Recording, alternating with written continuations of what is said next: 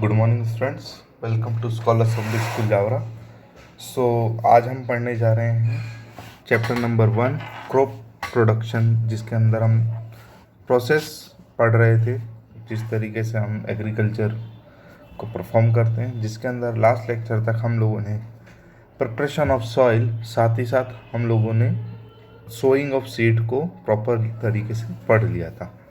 आज हम मैन्यूअरिंग के बारे में पढ़ेंगे कि मैन्यूअरिंग एक्चुअल में होता क्या है। सो शुरू करते हैं हमारा लेक्चर। मैन्यूअरिंग, ठीक है। तो अगर इसको सिंपल सी भाषा में अगर मैं बोलूँ कि खाद देना, मतलब कहने का ये मतलब क्या है, ठीक है। कभी कभी क्या होता है कि जो हम बात करें, कोई मिट्टी है या कोई भी क्रॉप है, वो प्रॉपर न्यूट्रिशन उसको नहीं मिल पाता है, ठीक है। प्रॉपर न्यूट्रिशन नहीं मिल पाता है तो अब क्या करेंगे हम, तो हम एडिशनली कोई न्यूट्रिशन बाय डिफ़ॉल्ट हम अपने तरीके से उस फील्ड को न्यूट्रिशन देंगे। एडिशनली मैनुअली अगर हम कोई चीज़ प्रोवाइड कर रहे हैं तो उसे हम बोलेंगे मैन्यूअरिंग, ठीक है। ये चीज़ आपको समझ में आई। तो देखिए, अब इसको यहीं पढ़ते हैं। The process of adding manure and fertilizers to the soil is called manuring, ठीक है। तो देखिए, यहाँ फर्टिलाइजर्स और मैन्योर दोनों अलग अलग चीज़ें, ध्यान रखिएगा इसका। इससे पहले एक वर्ड यहाँ पर है ह्यूमस, ठीक है। तो ह्यूमस क्या होता है? ह्यूमस एक ऑर्गेनिक कंपाउंड होता है, कंपोनेंट होता है of the soil formed by decomposition. तो देखिए, हम लोगों ने देखा है कि मान लीजिए कोई जानवर है जो कि मिट्टी के अंदर मर गया, मतलब अगर उसकी डेथ हो जाती है तो वो मिट्टी के अंदर क्या हो जाता है, वहीं उसके जो छोटे छोटे पार्टिकल्स हैं वो टूट कर मिट्टी के अंदर चले जाते हैं। तो वो मिट्टी क्या हो जाती है, न्यूट्रिशन रिच हो जाती है। तो न्यूट्रिशन जब रिच हो जाती है तो उसे हम ह्यूमस बोलते हैं, ठीक है। ये बात आप लोग ध्यान रखेंगे, ठीक है। मैन्यूअर्स और फर्टिलाइजर्स क्या है? तो पहली बात, मैन्यूअर क्या होता है? Manure, it is an organic substance obtained from the decomposition of plants and animal wastage, ठीक है। तो मैन्यूअर कैसा होता है? एक ऑर्गेनिक होता है। ऑर्गेनिक का मतलब आप इससे ये समझो कि जो चीज़ें प्लांट या हम बात करें एनिमल के वेस्ट से रिलेटेड है, उसे हम ऑर्गेनिक बोलेंगे, ठीक है। अब किस तरीके से बनता है ये हम आगे जानेंगे।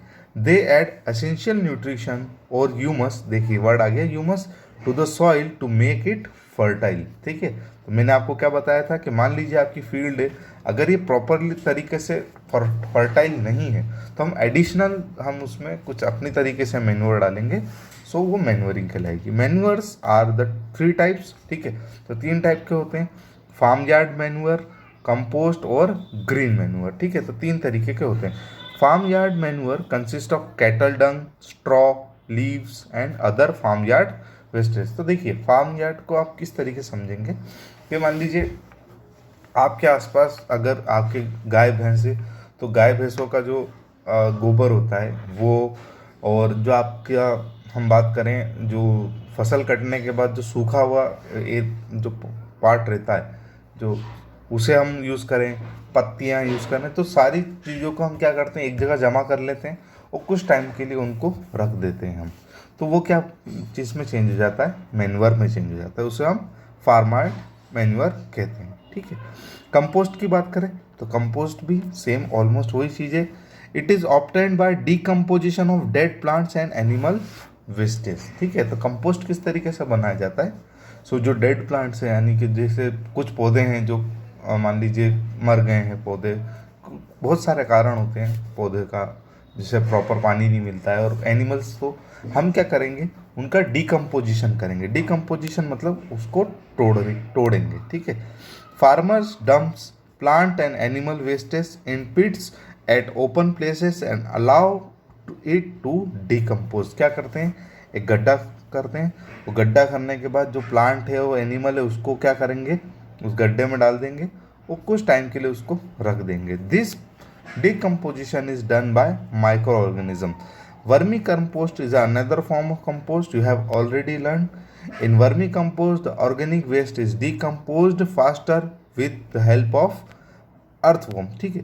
तो क्लास 6th में और 7th में हमने वर्मी कंपोस्ट के बारे में जाना था कि वर्मी कंपोस्ट एक्चुअल में क्या होता है, कि हम जो भी ऑर्गेनिक मटेरियल है हम उसको एक जगह होल्ड करके रख कर वहाँ पर हम छोटे छोटे जो अर्थ फॉर्म्स होते हैं, जो छोटे छोटे कीड़े होते हैं, वहाँ उसमें डाल देते हैं, तो वो उस जो आपका जो मैटर है उसको वो सड़ा देगा यानी कि उसका मैन्योर बना लेगा, तो वो वर्मी कंपोस्ट होता है। ठीक है, और यहाँ पर भी देखिए, यहाँ पर भी सेम चीज़ हो रही है कि छोटे छोटे जो माइक्रो ऑर्गेनिजम्स हैं जो कि आपके उस कंपोस्ट के अंदर बनेंगे, वही आपको क्या करेंगे, न्यूट्रिशन देंगे आपकी मिट्टी को।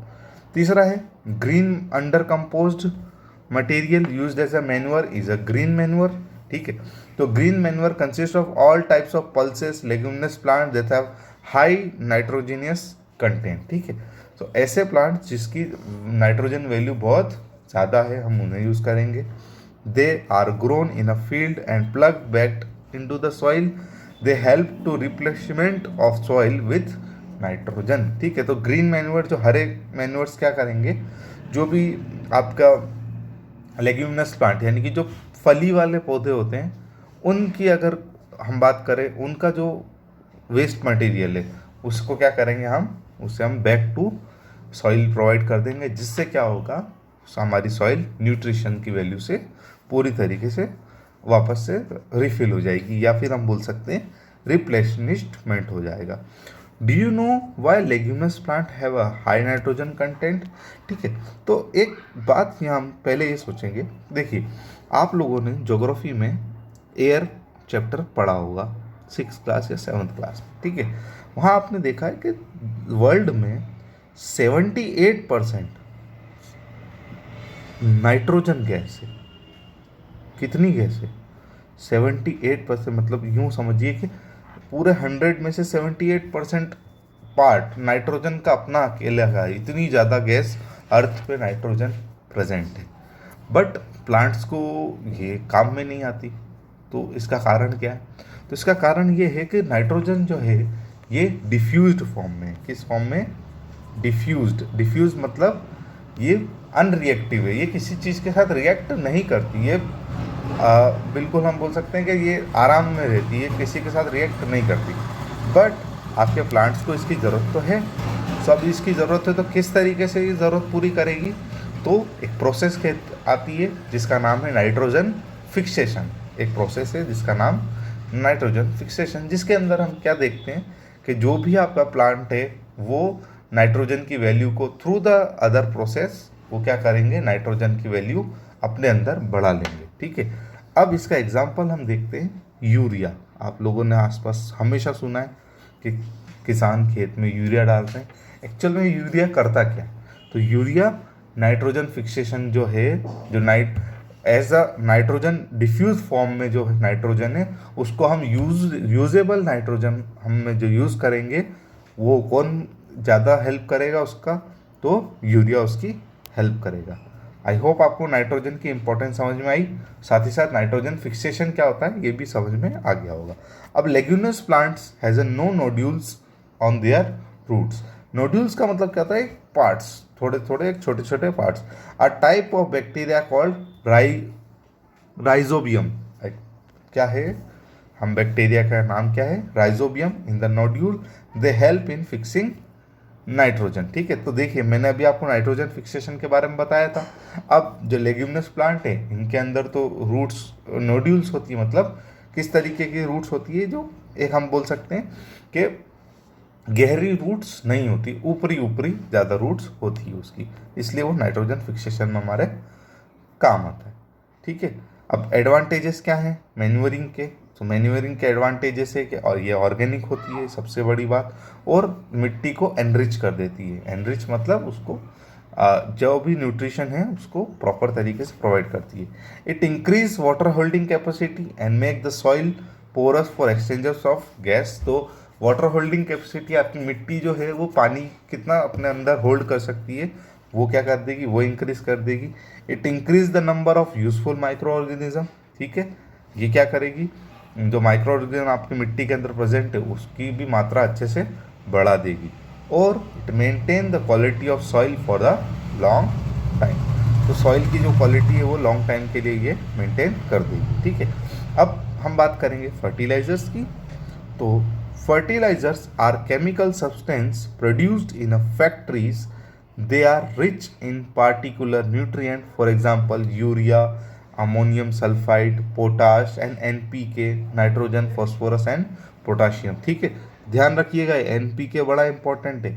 अगर आपके पिताजी अगर खेती बाड़ी में हैं और एग्रीकल्चर बैकग्राउंड से आप बिलोंग करते हैं तो पीके के बारे में आपको अच्छे से पता होगा।